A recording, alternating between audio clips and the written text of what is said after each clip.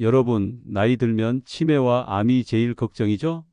오늘 제가 들려드릴 이야기를 끝까지 들어보시면 여러분의 걱정이 말끔히 사라질 것입니다. 왜냐하면 지금까지 우리가 알고 있던 상식과는 전혀 다른 놀라운 사실들을 알려드릴 거거든요. 사실 저도 처음에는 믿기 어려웠습니다. 하지만 직접 확인해 보니 정말로 충격적인 결과들을 보게 되었어요. 특히 폐질환을 48년간 연구해온 한 의사의 증언은 정말 놀라웠습니다. 그분이 발견한 비밀을 오늘 여러분께 모두 공개해 드리겠습니다. 혹시 이런 내용이 도움이 되신다면 영상 아래 좋아요 버튼을 눌러주시고 구독과 알림 설정도 해주세요. 더 많은 분들이 이런 소중한 정보를 접할 수 있도록 도와주시면 정말 감사하겠습니다. 먼저 여러분께 질문 하나 드리겠습니다. 가장 무서운 질병이 무엇이라고 생각하시나요? 대부분 췌장 관련 질환을 떠올리실 텐데요. 많은 분들이 3개월 안에 위험하다는 이야기를 들어보셨을 겁니다. 하지만 정말 놀라운 사실이 있어요. 48년간 폐질환을 연구해온 전문의의 말에 따르면 췌장 질환도 제대로 관리하면 2년 안에 완전히 좋아질 수 있다고 합니다. 갑상선 문제 역시 마찬가지예요. 유방이나 자궁 관련 질환은 대체로 3년 정도의 시간이 필요하고 위나 간, 골수 관련 문제들도 모두 3년이면 충분하다고 해요. 그런데 여기서 가장 특이한 것이 폐 관련 질환입니다. 다른 부위들과 달리 폐는 무려 5년이라는 긴 시간이 필요해요. 왜 그럴까요? 바로 폐에는 다른 장기와 달리 많은 먼지와 오염물질이 쌓여 있기 때문입니다. 우리가 숨을 쉬면서 들이마시는 공기 속에는 눈에 보이지 않는 수많은 이물질들이 들어 있어요. 특히 끈끈한 가래는 기침으로도 잘 나오지 않죠. 하지만 놀랍게도 폐를 깨끗하게 해주는 특별한 물을 마시면 그 끈끈한 가래가 묽은 가래로 변해서 쉽게 나온다고 합니다. 처음에는 노란색이나 회색, 검은색, 때로는 초록색 가래가 나오다가 시간이 지나면서 점점 하얀색으로 마지막에는 맑은 물 같은 가래로 변한다고 해요. 이것이 바로 폐가 깨끗해지는 과정이라고 합니다. 여기서 정말 중요한 이야기를 해드리겠습니다. 말기 폐 관련 질환의 경우 일반적으로 5년 생존율이 겨우 3% 정도라고 알려져 있어요. 이렇게 치료 성공률이 낮다 보니 반드시 항암 치료를 받아야 한다고 강요하는 것도 어쩌면 모순적일 수 있습니다. 실제로 일본에서 흥미로운 조사 결과가 나왔어요. 기자들이 항암 치료를 전문으로 하는 의사들에게 이런 질문을 했답니다. 왜 환자들에게는 항암제를 처방하면서 본인이나 가족이 아플 때는 항암제를 사용하지 않나요? 그 답변이 정말 충격적이었어요. 많은 의사들이 자신이나 가족이 아프면 조용히 휴직계를 내고 산속으로 들어가서 자연식 위주의 생활을 한다는 거예요. 이게 무엇을 의미하는지 여러분도 아시겠죠? 그렇다면 실제로 질병을 이겨낸 분들은 어떤 음식을 드셨을까요? 많은 분들의 경험담을 들어보니 공통적으로 챙겨 드신 음식들이 있더라고요. 첫 번째는 생강입니다. 생강에는 강력한 항산화 성분이 들어 있어서 우리 몸의 방어 체계를 튼튼하게 만들어줘요. 특히 생강 속에 들어있는 진저롤이라는 성분은 감기나 독감 같은 질병을 예방하는 데 큰 도움이 됩니다. 꾸준히 드시면 바이러스나 나쁜 세균으로부터 몸을 보호할 수 있어요. 두 번째는 버섯입니다. 버섯에는 베타글루칸이라는 특별한 성분이 들어있는데 이것이 우리 몸의 면역세포를 활성화시켜줘요. 또한 버섯의 단백질은 항체 생성을 도와서 면역력을 크게 향상시킵니다. 세 번째는 현미예요. 현미에는 비타민과 미네랄, 항산화, 물질이 풍부하게 들어있어서 면역세포의 활동을 촉진하고 세포 손상을 방지해 줍니다. 또한 각종 감염을 예방하는 데도 효과적이에요. 마지막은 소고기입니다. 소고기에는 아연이 풍부하게 들어있는데 이 아연이 면역체계가 정상적으로 작동할 수 있도록 도와주고 각종 질병에 대한 저항력을 높여줍니다. 이런 음식들을 어떻게 드시면 좋을까요? 첫 번째 방법은 생강을 넣은 소고기 볶음이에요.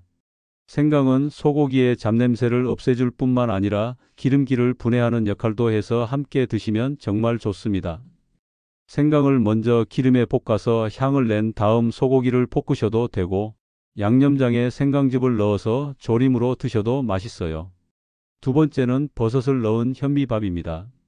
현미가 몸에 좋다는 건 다들 아시지만 식감이 딱딱해서 꺼려 하시는 분들이 많으시죠?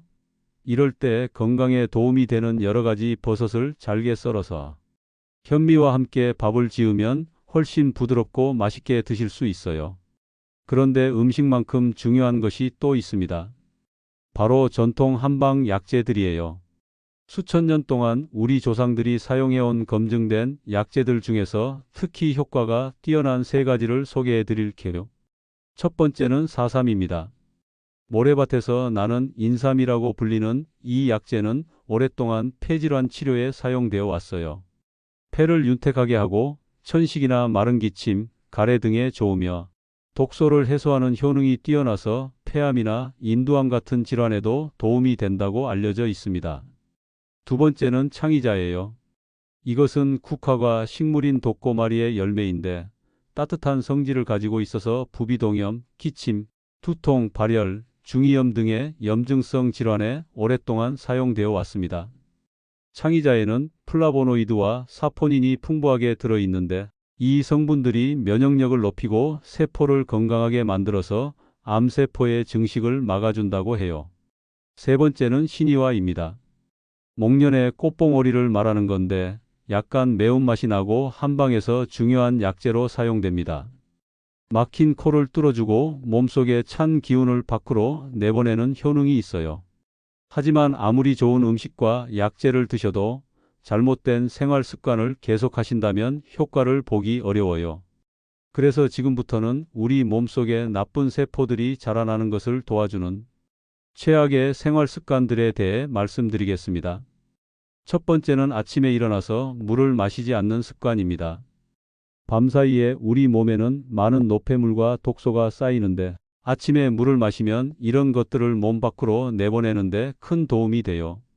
만약 수분이 부족하면 노폐물들이 제대로 배출되지 않아서 몸속에 계속 쌓이게 됩니다. 여기서 중요한 것은 차가운 물을 마시면 안 된다는 거예요. 찬물은 모든 장기의 기능을 떨어뜨리고 소화장애를 일으킬 수 있거든요. 그래서 뜨거운 물과 차가운 물을 적절히 섞어서 미지근하게 만든 음양탕을 드시는 것이 좋습니다. 두 번째는 스트레스를 오래 받는 것입니다. 스트레스를 받으면 코르티솔이라는 호르몬이 분비되는데 이 호르몬이 혈관 질환을 일으킬 뿐만 아니라 면역력을 크게 떨어뜨려요.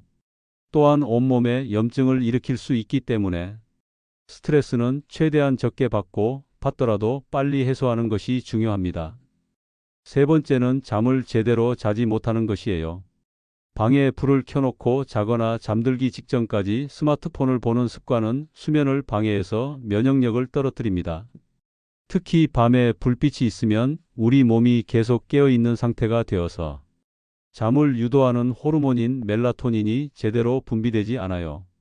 그러면 수면의 질이 떨어지고 결국 면역력이 약해져서 질병 위험이 커지게 됩니다. 그렇다면 어떻게 해야 우리 몸을 건강하게 지킬 수 있을까요? 가장 중요한 것은 바로 장내 환경을 개선하는 것입니다. 장에 있는 나쁜 균을 줄이고 좋은 균을 늘리는 것이 질병 예방을 위한 최고의 방법이라고 할 수 있어요. 이를 위해서는 무엇보다 폐를 깨끗하게 청소해야 합니다. 꾸준히 폐 청소를 하면 먼저 3개월 후에 편도선이 건강해지고 6개월이 되면 나쁜 세균은 사라지고 좋은 세균이 가득해져요. 이 시점이 되면 더 이상 덩어리나 종양이 생기지 않습니다. 바로 질병을 예방하는 상태가 되는 거죠. 사실 예방과 치료는 같은 원리예요. 질병이 없으면 예방이 되는 것이고 있더라도 더 이상 커지지 않고 번지지 않게 되는 거니까요. 지금까지 표준 치료에만 의존했던 방법에서 벗어나서 내 면역력을 키워서 내 몸이 스스로 이겨내도록 도와주는 치료법이 바로 이것입니다. 폐에는 근육이 없기 때문에 실제로 폐를 움직여주는 것은 주변의 호흡근과 횡격막입니다. 대부분의 분들이 가슴만 살짝 움직이는 얕은 호흡을 하다 보니 호흡근과 횡격막의 움직임이 제한되어서 폐의 기능이 떨어지고 나이가 들수록 호흡 능력이 약해집니다.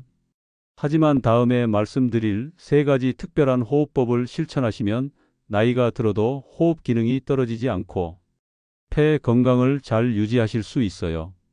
첫 번째 방법은 맑은 공기가 있는 곳에서 충분히 땀이 날 정도로 숨을 헐떡이며 산에 오르는 것입니다. 평소 일상생활을 할 때는 폐 용량의 6분의 1만 사용한다고 알려져 있는데 숨을 헐떡이며 산을 오르면 자연스럽게 폐가 청소되면서 심폐 기능이 강화되고 면역력이 높아져요. 이때는 폐 용량의 6분의 6을 모두 사용하게 됩니다. 만약 등산이 어려우시다면 나무가 많은 공원길을 걸으면서 의식적으로 폐 속에 공기가 많이 들어갈 수 있도록 깊은 숨을 쉬세요. 일주일에 3번 이상 골치 아픈 문제들은 잠시 잊고 기쁜 마음으로 자연과 함께 호흡하시기 바랍니다. 두 번째는 가슴으로 하는 호흡이 아니라 배로 하는 복식 호흡입니다. 목과 어깨에는 힘을 빼고 몸을 편안하게 유지한 채로 숨을 들이마실 때는 배를 내밀면서 코로 천천히 들이마시세요. 2에서 3초 정도 멈춘 뒤에 내쉴 때는 서서히 배가 들어가게 하면서 입으로 내쉽니다. 어느 정도 훈련이 되면 숨을 멈출 때 항문도 함께 조여주고 멈추는 시간도 점점 늘려보세요. 하루에 3번, 10분 이상씩 꾸준히 하시면 폐에 신선한 공기가 들어가서 호흡기 질환을 예방하는 데 도움이 되고 횡격막이 상하로 움직이면서 위장을 자극해서 소화도 좋아집니다. 또한 몸 안에 찬 기운을 없애서 혈액순환도 원활하게 만들어줘요. 세 번째는 복식 호흡이 어려우시다면 그냥 심호흡만 하셔도 좋습니다. 누구나 쉽게 할 수 있는 방법으로 길게 숨을 들이마시고 천천히 끝까지 내쉬는 것을 반복하시면 폐활량이 늘어나고 폐 기능이 활발해져요. 그러면 편도, 인후, 기관 등 호흡기 관련 기관들의 기능도 순서대로 좋아집니다. 또한 활성화된 폐 기능이 편도선을 강화하고 여기서 힘을 얻은 림프구가 나쁜 균을 물리치는 작용을 활발히 해서 감기나 독감은 물론 비염이나 천식도 예방할 수 있어요. 결국 가장 중요한 것은 장 건강입니다. 장에서 나쁜 균이 사라지고 좋은 균이 충만할 때 이 좋은 균들과 건강해진 백혈구가 연합군을 형성해서 림프선을 붓게 하는 나쁜 균들을 완벽하게 물리칠 수 있어요. 만약 아직 질병에 걸리지 않았다면 좋은 균들과 건강한 백혈구가 문제없이 나쁜 균을 제압해서 몸 어디에 염증이 생겨도 바로바로 꺼버리기 때문에 덩어리나 종양이 생기지 않고 따라서 질병을 확실하게 예방할 수 있습니다. 하지만 지금 질병으로 인해 걱정하고 계신 분들도 희망을 잃지 마세요. 내 백혈구와 좋은 균들이 훌륭하게 회복되면 질병은 더 이상 커지지 않고 더 이상 번지지 않기 때문에 충분히 이겨낼 수 있습니다. 기억하세요. 질병은 죽음의 병이 아닙니다.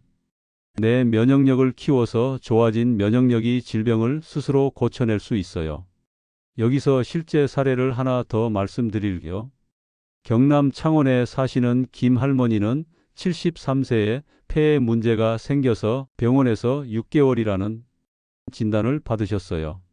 하지만 가족들과 함께 오늘 말씀드린 방법들을 하나씩 실천하기 시작했습니다.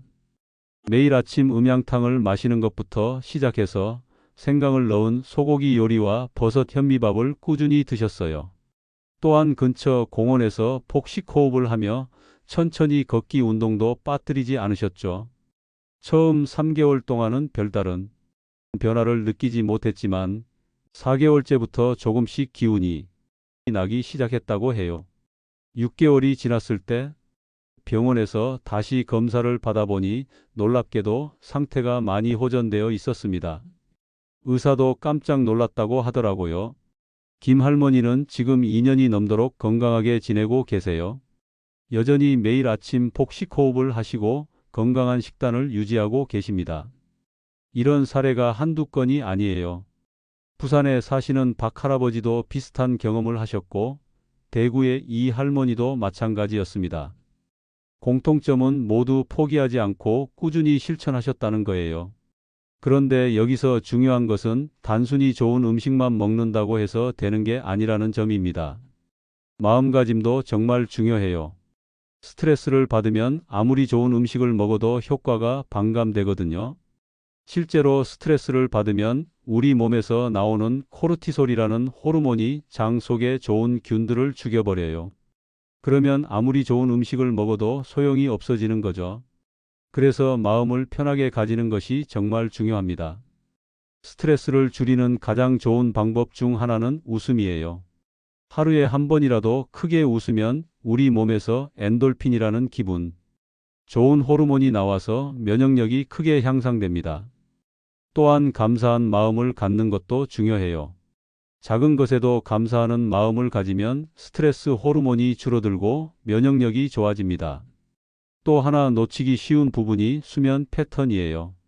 우리 몸은 밤 10시부터 새벽 2시 사이에 가장 활발하게 회복되는데 이 시간에 깊이 잠들어 있어야 면역력이 제대로 회복됩니다. 그런데 요즘 많은 분들이 늦게 주무시거나 중간중간 깨시는 경우가 많아요. 숙면을 위해서는 저녁 식사를 너무 늦게 하지 마시고 잠들기 2시간 전부터는 스마트폰이나 TV를 보지 마세요. 대신 따뜻한 물로 발을 담그거나 가벼운 스트레칭을 하시면 좋습니다. 또한 침실 온도는 18에서 20도 정도로 시원하게 유지하시고 완전히 어둡게 만드는 것이 중요해요. 여기서 특별히 말씀드리고 싶은 것은 가족의 역할입니다. 혼자서 이런 생활 습관을 바꾸는 것은 정말 어려워요. 하지만 가족들이 함께 도와주고 응원해주면 훨씬 쉽게 실천할 수 있습니다. 예를 들어 아침에 음양탕을 끓여주거나 함께 공원에서 산책하거나 건강한 음식을 함께 준비하는 것들이 큰 도움이 됩니다. 무엇보다 할 수 있다, 좋아질 것이다라는 긍정적인 말을 자주 해주는 것이 정말 중요해요. 마지막으로 꼭 기억해 주셨으면 하는 것은 변화는 하루아침에 일어나지 않는다는 점입니다. 최소 3개월은 꾸준히 실천해야 몸에서 변화를 느낄 수 있어요. 그리고 6개월, 1년이 지나면서 점점 더 큰 변화를 경험하실 수 있습니다. 중간에 포기하고 싶을 때도 있을 거예요. 그럴 때는 오늘 말씀드린 김 할머니나 박 할아버지 이야기를 떠올려 보세요. 그분들도 처음에는 반신반의했지만 포기하지 않고 꾸준히 실천해서 건강을 되찾으셨거든요. 여러분도 분명히 할 수 있습니다. 나이가 많다고 해서 불가능한 것은 아니에요. 오히려 오랜 인생 경험이 있으시니까 더 꾸준하게 실천하실 수 있을 거라고 믿습니다. 오늘 말씀드린 내용들을 하나씩 실천해 보시고 무엇보다 희망을 잃지 마시기 바랍니다. 여러분의 건강한 미래를 위해 오늘 영상이 도움이 되셨다면 좋아요와 구독, 그리고 알림 설정 꼭 부탁드려요. 더 많은 건강 정보로 다시 찾아뵙겠습니다. 감사합니다.